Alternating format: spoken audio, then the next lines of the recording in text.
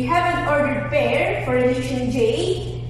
7, 8. We have -4, -2. We have 6, -2. We have 5, 9. We have 6, 0. Okay. So let's identify first.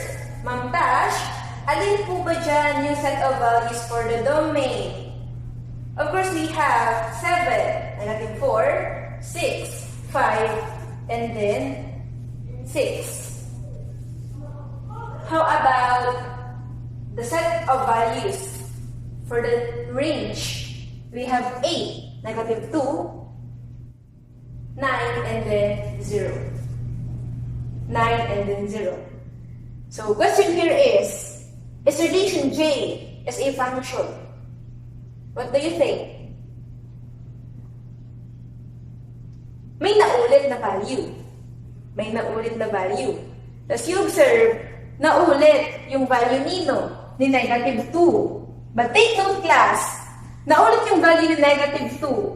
Pero siya po is value for the range. It doesn't mean, makinig po tayo ha, it doesn't mean na kapag naulit po yung value for for the range, hindi na po siya function.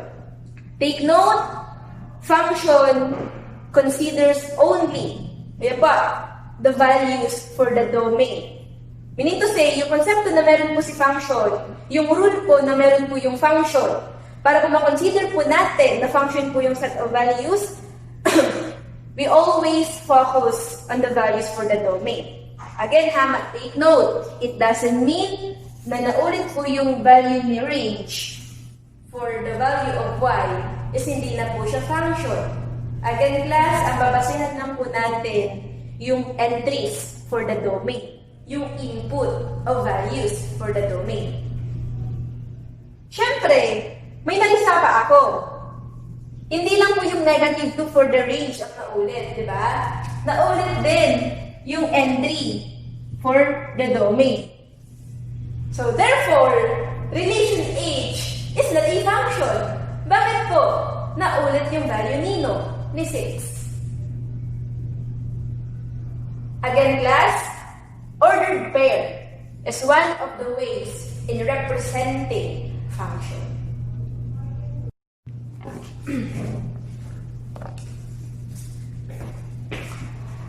Okay, so let's have the second way. So we have here the table of values. So, garo alangan ng sa baba.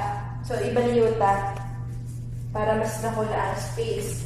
So, and again people, we have here the second way, table of values. So, if we're gonna consider table of values class, table of values. Siyempre, may table, di ba? Kaya nga siya table of values, di ba? So, we have here, table. 2 columns po siya. We have here, the input, which is yung x. All possible values for the domain. And we have here, the output, which is the y, all possible values for range. Okay. So, sana ang utak mo nakakasunod po, ha? I mean, ang isip mo nagtatarong ka. Kunwari, kaibanan mo si Ma'am Tash habang nagdadala yung kaini. Iyo po.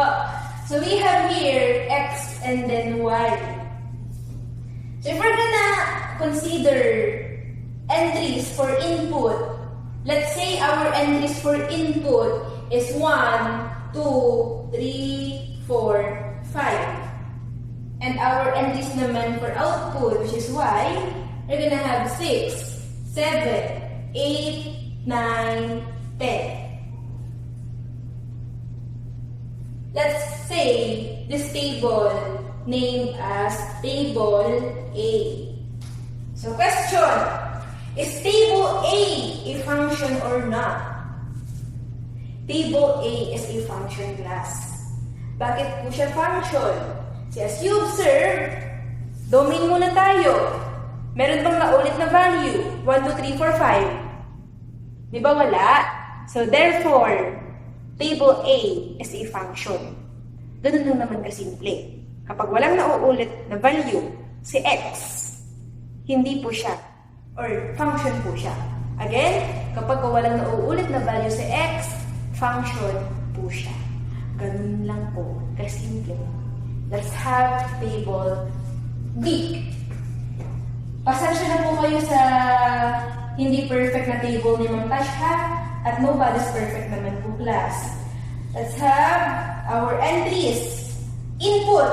Let's say 0, negative 1, 5, negative 1, 4, 7, negative 8, 9, 11, 5. Table B. Okay, question. Is table B as a function? No. Table B is not a function. If you're going to consider the table entries for input, which is yung value ni X, may naulit na value. Sino? Si negative 1. Very good. Naulit po, Ma'am Tash, si negative 1. Therefore, table B is not a function. Balikan lang sa table A. Table A is a function. Do I make myself clear? Okay, very good. Kunwari, alam mo po ka mo. Let's have table C. Okay, table C po tayo, class. X, Y, we have our entries. Let's say our entries is 2, 4, 6, 8, 10.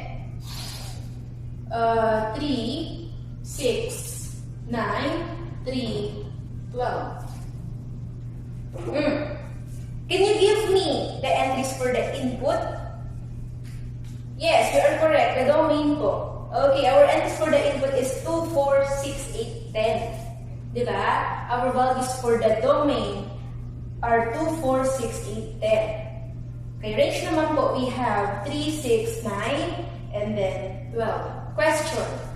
Is table C is a function? Is table C a function? No. Wait. Yes, table C is a function. But take note, class, wala naman po tayong naulit na value kay X, di ba? Walang naulit na entry kay domain.